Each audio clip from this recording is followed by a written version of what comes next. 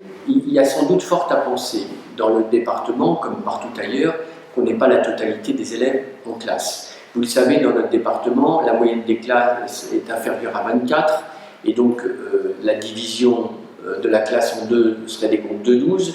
On peut sans doute y soustraire, pour l'instant virtuellement, mais on en saura plus quand on aura sondé les familles, pas loin peut-être de la moitié. Donc on risque d'avoir des tout petits effectifs. Si les effectifs qui viennent à l'école sont à hauteur d'une douzaine d'élèves, on aura un rythme alterné qui permettra un accueil de ces élèves 2 ou 3 jours par semaine et une mise en œuvre de la continuité pédagogique à distance pour les autres, aux autres moments. Si, à contrario, on a plus d'élèves présents, on organisera 2 groupes avec un accueil continu réalisé par le professeur, donc en présentiel. Ce professeur pourra tout de même donner du travail à ceux qui ne viennent pas à l'école, puisque leurs parents pourront venir chercher du travail. Ils pourront y compris corriger les travaux donnés à la maison. Et je sais, pour en avoir échangé avec eux, que personne ne voudra maintenir les enfants à l'écart.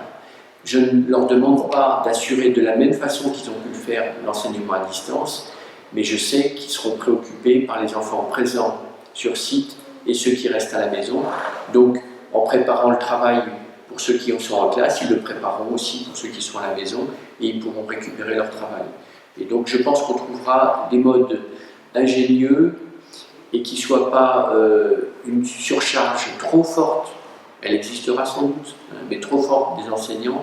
Je crois qu'ils ont tous à cœur d'accompagner tous les élèves. Et on pourrait aussi imaginer des systèmes alors pour les plus grands, de transmission de cours d'élèves à d'autres, à ceux qui restent à la maison. Je crois que c'est dans cet esprit que s'inscrivent tous les acteurs. Et puis on sait très bien que parmi ces enfants qui restent à la maison, il y a les parents qui ne voudront pas les renvoyer, mais il y en a qui ne peuvent pas, pour des raisons de santé, revenir à l'école. Donc il faut être évidemment soucieux. On a des enfants en situation de handicap qui ne pourront pas physiquement revenir à l'école, parce que ça les exposerait trop. Donc il y a ce souci de maintenir cet accompagnement multidirectionnel. On aura aussi des enseignants qui ne pourront pas reprendre.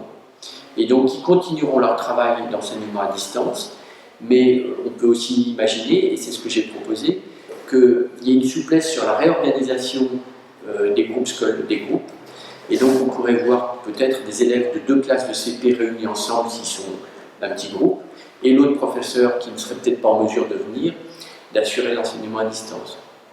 On va essayer en tout cas d'accompagner tous les enfants, c'est bien notre objectif, pour que aucun d'entre eux ne soit laissé de côté. Il y a des lieux où par contre l'école sera continue tout de suite, c'est dans les classes de l'éducation prioritaire qui sont déjà dédoublées en CP et CE1, et donc des classes à 12 et peut-être même moins qui pourront s'inscrire dans une continuité immédiate. Voilà.